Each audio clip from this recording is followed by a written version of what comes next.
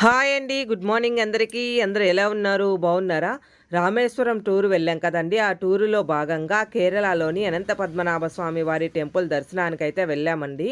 వెళ్ళి వచ్చిన తర్వాత మా బస్ పక్కనే వాళ్ళు గోబీ ఫ్రై అయితే చేస్తూ ఉన్నారు. మంచి స్మెల్ వస్తూ ఉండింది. అన్న వీడియో తీసుకుంటాను అంటే వాళ్ళకైతే నా భాష అర్థం కాలేదు. మా తమ్ముడిని పిలిచాను. వాడైతే అడిగాడండి. అడిగిన తర్వాత తీసుకోమన్నారని తీసుకున్నాను. ఫస్ట్ గోబీ అయితే క్లీన్ చేసేశారు. తర్వాత దాంట్లో కొంచెం మైదా, కార్న్‌ఫ్లోరు, కారము, సాల్టు, ఇంకా అల్లం వెల్లుల్లి పేస్టు, గరం మసాలా, ధనియాల పొడి, ఇంకా ఇలాంటివన్నీ అయితే ఏసేసి బాగా మిక్స్ చేసేశారు. డీప్ ఫ్రైకి సరిపడా ఆయిల్ అయితే పెట్టి, ఇంకా ఈ గోబీనైతే ఈ ఆయిల్‌లో అయితే ఏసేశారండి.